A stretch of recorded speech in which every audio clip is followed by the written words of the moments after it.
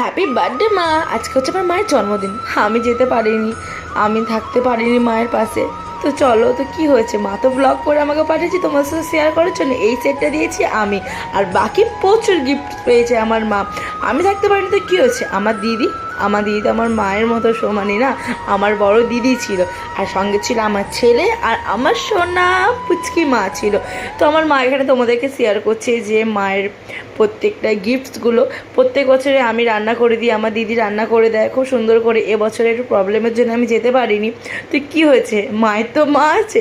আমার দিদার বাড়িতে আজকে দুপুরে খুব সুন্দর করে লাঞ্চ করেছে, সেই লাঞ্চ ফটোগুলো আমি তোমাদের সাথে শেয়ার করব। বাট এই জামাটা দিয়েছে আমার দিদা তাকে, তার মেয়েকে জন্মদিনে উপহার। এখানে আমার দিদি কি সুন্দর করে 5টা মিষ্টি, লুচি, তরকারি আয়োজন করে দিয়েছে আমার মাকে। আমার অভাবটা বুঝতেই দেয় না আমার দিদি আমার মাকে। আর এখানে হচ্ছে কেক কাটিং। মা, পরের বছর আমি তোমার সঙ্গে অবশ্যই থাকবো। লাভ ইউ মা।